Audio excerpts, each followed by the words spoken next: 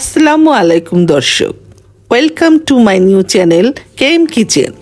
আজ আমি আপনাদের সামনে হাজির হয়েছি চটপটে একটা রেসিপি নিয়ে, আর সেটা হলো আলুর পাকোড়া।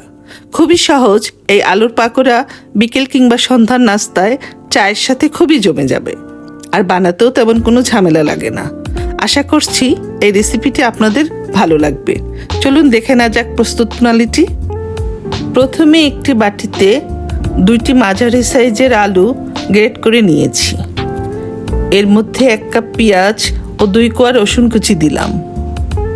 তারপর 5-6টি কাঁচামরিচ কুচি দিয়ে দিলাম, আর 2 টেবিল চামচ ধনেপাতা কুচি, 1 চা চামচ লাল মরিচের গুঁড়া, 1 চা চামচ চিলি ফ্লেক্স, হাফ চা চামচ গোলমরিচের গুঁড়া, 1 চা চামচ ভাজা জিরার গুঁড়া, হাফ চা চামচ চাট মশলা ও 1 চা চামচ লবণ দিয়ে দিলাম।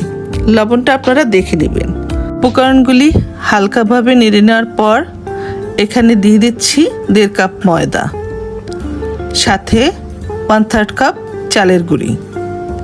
আপনারা এখানে আটাও ব্যবহার করতে পারেন। এর মধ্যে একটি ডিম ভেঙে দিলাম।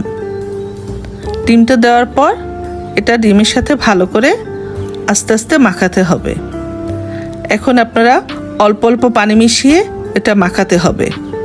অনেকে আছেন যারা ডিম পছন্দ করেন না, তারা চাইলে ডিমের পরিবর্তে এখানে 2 চা চামচ কর্নফ্লাওয়ার ব্যবহার করতে পারেন। এটাও আপনার বাইন্ডিংসের কাজ করবে। এখন আমার মাখানো রেডি। আমার পাকোড়া তৈরি করা যাচ্ছে খুব সুন্দর মতো। মাখানো হলেই সঙ্গে সঙ্গে ভাজতে চলে এসেছি। ডুবো তেলে পাকোড়াগুলি ভাজার জন্য একটি প্যানে পর্যাপ্ত পরিমাণে তেল গরম করে নিয়ে তার মধ্যে পাকোড়াগুলি ভেজে নিচ্ছি। এ পর্যায়ে চুলার ফ্লেমটা মিডিয়াম থেকেও একটু লো ফ্লেমে আছে। এক পাশ অল্প একটু হয়ে গেলে উল্টিয়ে অন্য পাশ করে দিতে হবে। এভাবেই উল্টিয়ে পাল্টিয়ে সব পাকোড়াগুলি গোল্ডেন ব্রাউন করে ভাজতে হবে। আমার পাকোড়াগুলি ভাজতে মোট 7 থেকে 8 মিনিট সময় লেগেছে। এরপর একটি প্লেটের উপর কিচেন টিস্যু দিয়ে তার উপর পাকোড়াগুলি রাখতে হবে, তাহলে অতিরিক্ত তেল অ্যাবজর্ব হয়ে যাবে। আর গরম গরম পাকোড়া খেতে খুবই ভালো লাগে।